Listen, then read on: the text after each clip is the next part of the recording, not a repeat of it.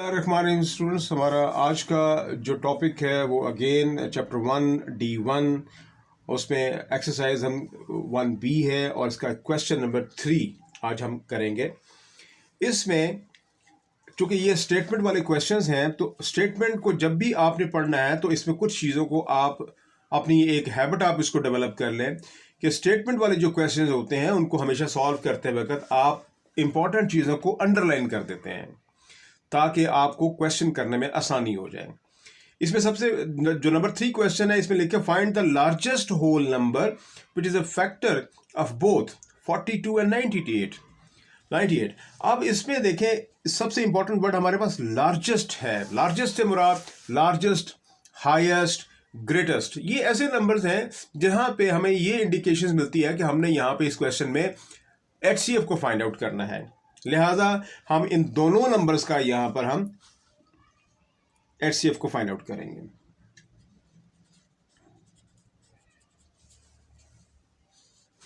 ये हम as usual हम यहां पे अपने पेपर में इसको सेव कर लेंगे ताकि हमें क्वेश्चंस में रफ वर्क करने में आसानी हो जाए। 42 को अगर हम इसका LCM लेते हैं तो हमारे पास 21 2 7 3 20, तो 42 का हमारे पास जो बनेगा वो 2 3 7, और 98 का अगर मैं LCM लेता हूं तो मेरे पास 2 तो 49 एंड 7 7 49, तो 98 का मेरे पास जो प्राइम नंबर्स बनेंगे वो 2, ये 7 और ये फिर 7।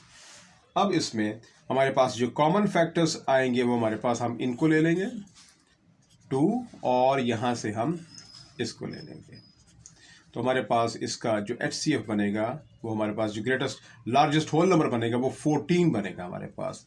तो ये हमारा क्वेश्चन नंबर 3 था जी। क्वेश्चन नंबर 4 है the number 792 and 990 written as the product of their prime factors are 792 is equal to 2 raised to power 3 multiply 3 raised to power 2 multiply 11, and 990 is equal to 2 multiply 3 raised to power 2 multiply 5 multiply 11. Find the greatest whole number.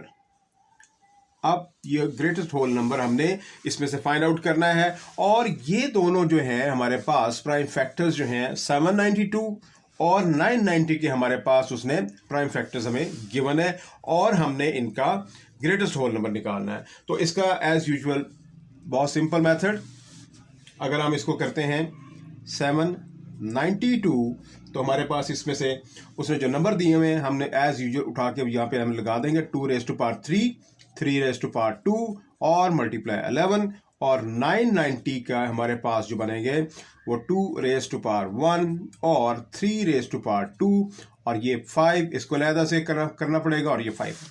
अब हम जब आपने HCF लेना है तो students एक चीज़ को ध्यान में रखिएगा कि हम यहाँ 2 रेज़ टू पावर 3 है और यहाँ 2 रेज़ टू पावर 1 है, तो हमने जिसमें उस नंबर की वैल्यू सबसे कम है उस पावर को हमने लेना है। अब यहाँ पे 2 रेज़ टू पावर 3 है, 2 रेज़ टू पावर 1, तो अब हमने सिर्फ इसको लेंगे। अब ये दोनों इक्वल है, लिहाजा हम कोई सी भी आप ले सकते हैं 3 रेज़ टू पावर 2, और हमारे पास ये अब हम इसको यहाँ पे ले जाते हैं बजाय इसका हम यहाँ पे इसको, तो हमारे पास ये नंबर भी हमारे पास कॉमन आ जाएगा, तो यहाँ आ जाएगा हमारे पास 11। तो इसको मल्टीप्लाई करते हैं तो हमारे पास इसका आंसर जो बनेगा वो दैट वुड बी 198, और ये आई होप कि आपने इसको फॉलो कर लिया होगा। अब जी क्वेश्चन नंबर 5, यहाँ पे इसकी स्टेटमेंट है the numbers 176 and 342 written as the product of their prime factors are 176 is equal to 2 raised to power 4 multiply 11 and 342 is equal to 2 multiply 3 raised to power 2 multiply 19. Find the smallest whole number.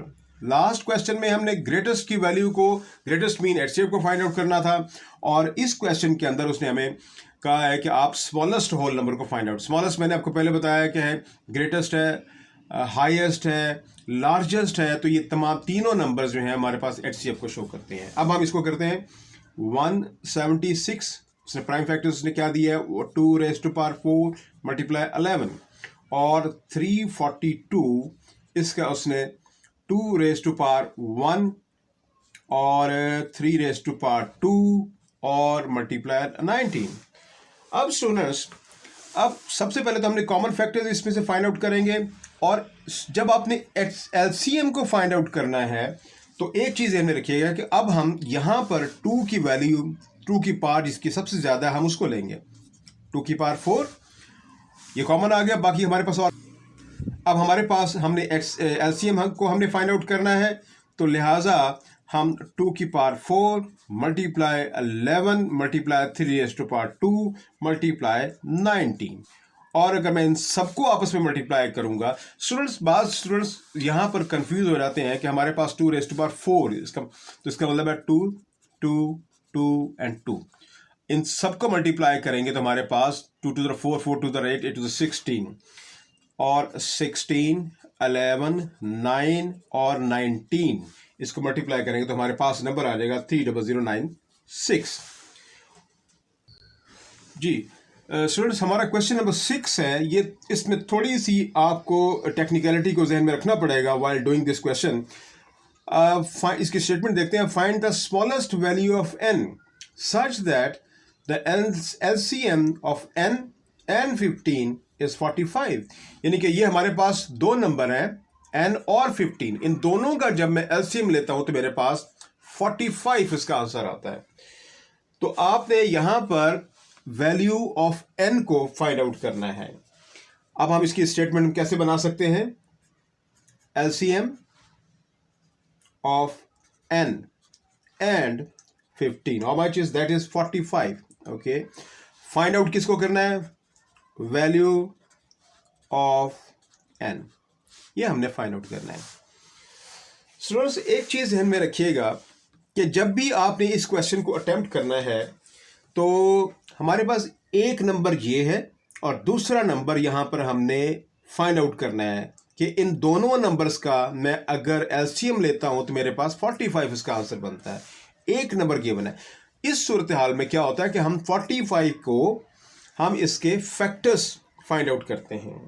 Factors of 45 वो हम निकाल लेते हैं। वो हमारा आएगा 1 से divide होगा, 3 5 9 15 एंड 45 इटसेल्फ। अगर मैं एक नंबर 15 एलसीएम ऑफ 1 एंड 15 लेता हूं, इन दोनों तो मेरे पास आया उसका 45 एलसीएम बनता है? नो। अब मैं 45 और 3 को लेता हूं,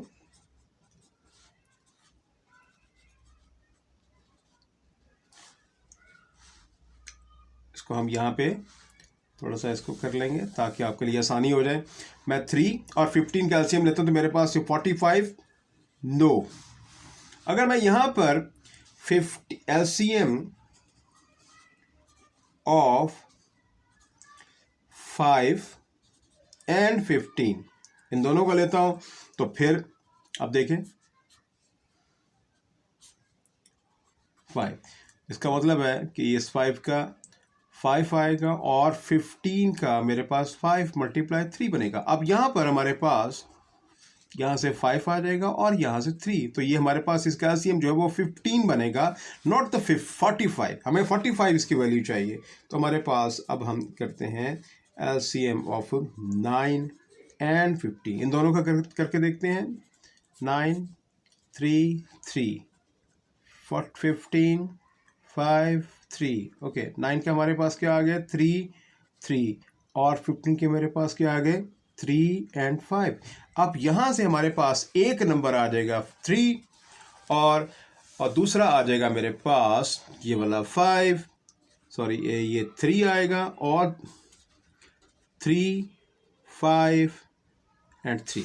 अब इन तीनों को मल्टीप्लाई करते हैं तो ये हमारे पास 45 बनता है। तो लिहाजा हम इसको, हमारे पास ये जो नंबर है एक हमारे पास नंबर 45 जो कि गिवन है, और दूसरा नंबर हमारे पास 9 होगा, जिसको हम इन दोनों का अगर हम एलसीएम लेते हैं तो वो 45 बनता है। तो ये इसमें छोटा सा पॉइंट आपने ज़हन में रखना है कि जो एलसीएम गिवन है उसके आपने फैक्टर्स के थ्रू आपने सेकंड नंबर फाइंड आउट करना है।